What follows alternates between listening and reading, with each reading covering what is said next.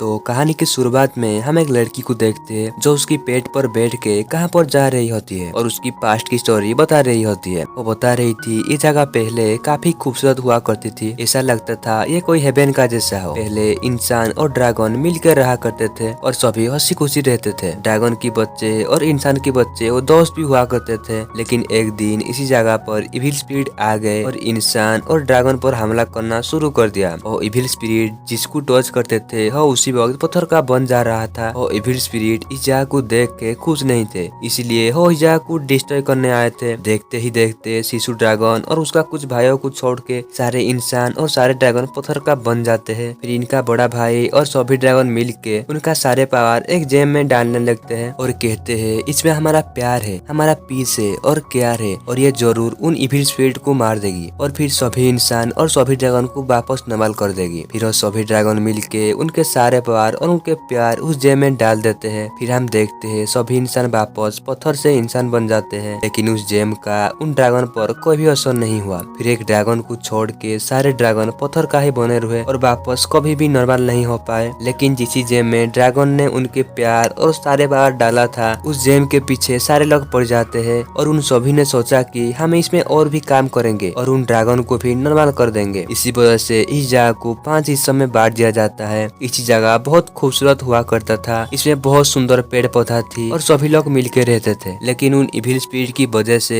आज ये लैंड 5 अलग अलग हिस्सा में बट गया और फिर एक रेगिस्तान बन गया। और ये कहानी रेया काफी इमोशनल होकर सुना रही थी। उसके बाद हमारा इस जगह पे शिशु ड्रैगन के अलावा कोई भी ड्रैगन नहीं बचा। उसी वक्त रेया भी उस जगह की एक छोटी बच्ची थी और उसका एक छोटा सा पेट भी था। रेया को नया नया जगह घूमना बहुत अच्छा लगता था और राया हर जगह उसका पेट को भी लेके जाता था। एक दिन राया एक जगह से गुजरती है जहाँ पे बहुत सारे ट्रैप लगा हुआ था और सभी ट्रैप को पार करके राया जिस जगह पर पहुँचती है वो जगह काफी ऊंची पर होती है और उस जगह पर वो जेम को रखा गया था जिसको कि शिशु ड्रैगन ने रखा था और उसके पीछे सारे लोग पड़े थे। वहाँ पर राया देखती है कोई उस जेम का हिफाजत कर रहा होता है। फिर हमें पता चलता है हो और कोई नहीं राया का फादर होते हैं और वो इस जगह का चीफ भी थे। और राया का फादर कहते हैं क्यों ना हम छोटी सी फाइट करें, जिस जगह पर ये जेम है यहाँ पर आज तो कोई भी नहीं आ पाया। अगर तुम यहाँ तक आ जाओगे तो मैं मान लूंगा तुम्हें काफी स्ट्रॉन्ग हो और तुम इस जेम को हासिल भी कर सकते हो। फिर उन दोनों के अंदर फाइट शुरू हो जाता है जिसमें राया उस जेम के पास जाने की बहुत कोशिश कर रही होती है और उसका फादर उसे रोक रहे होते हैं। जिसके बाद हमें उन दोनों के अंदर एक काफी अच्छा फाइट देखने को मिलता है। लेकिन राया इस फाइट को तो जीत नहीं पाती, लेकिन जिस सर्कल के अंदर वो जेम था